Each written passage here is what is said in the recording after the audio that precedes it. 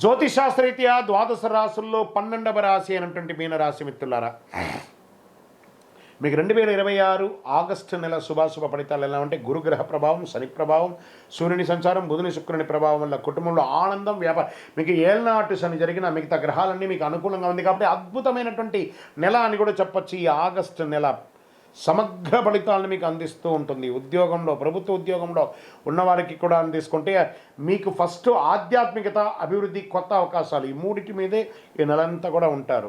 కొత్త బాధ్యతలు వస్తాయి. ఉద్యోగంలో ఉన్నతాధికారుల నుంచి ప్రశంసలు, పదోన్నతి, జీతం పెంపు, ప్రభుత్వ ఉద్యోగాల కోసం సిద్ధమవుతున్న వారికి పోటీ పరీక్షల అనుకూలత, IT, health care, Vidya, pharma, banking, consultancy, hospitality, ప్రభుత్వ సేవల్లో ఉన్నవారికి, విదేశీయ పనుల్లో పనిచేసే వారికి కొత్త ప్రాజెక్టులు వచ్చే అవకాశాలు ఉన్నాయి.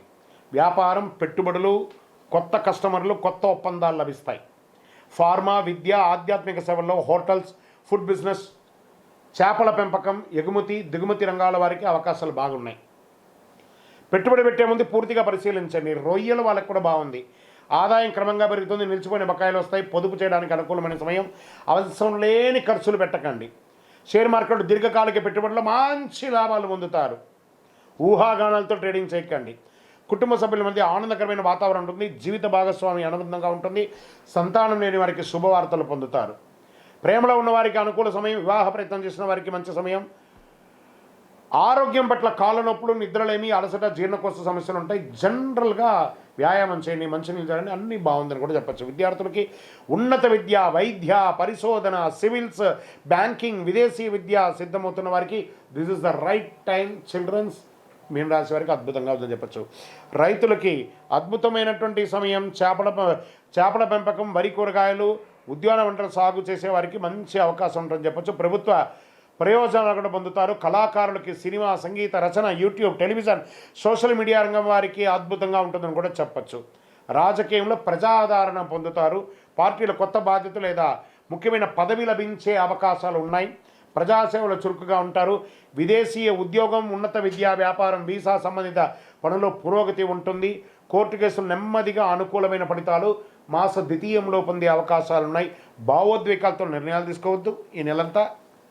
ఇతరులకు గురించి గాసిప్స్ మాట్లాడకండి. సోషల్ మీడియాకు దూరంగా ఉండండి.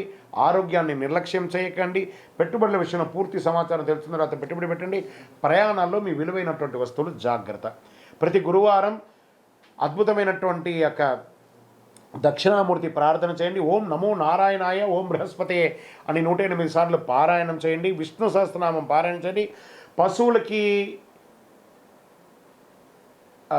గడ్డి అవన్నీ కూడా ఇవ్వండి. పసుపు పువ్వులతో చేయండి. గోసేవ చేయండి. అరటి పండ్లు అవన్నీ కూడా పండ్లంతా కూడాను పశువులకి దానంగా ఇవ్వండి. ఆధ్యాత్మిక గ్రంథాలు దానం ఇవ్వండి. పసుపు, లేత ఆకుపచ్చ మీకు చాలా కలిసి వస్తుంది. 3 మరియు 7 అనే సంఖ్య ఈ నెల మీకు కలిసి వస్తుంది. గురువారం, సోమవారం ఈ నెలంతా కూడా కలిసి వస్తుంది.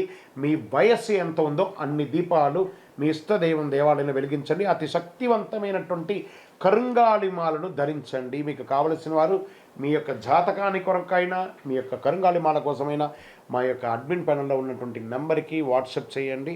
తప్పకుండా మీకు రిప్లై వస్తుంది.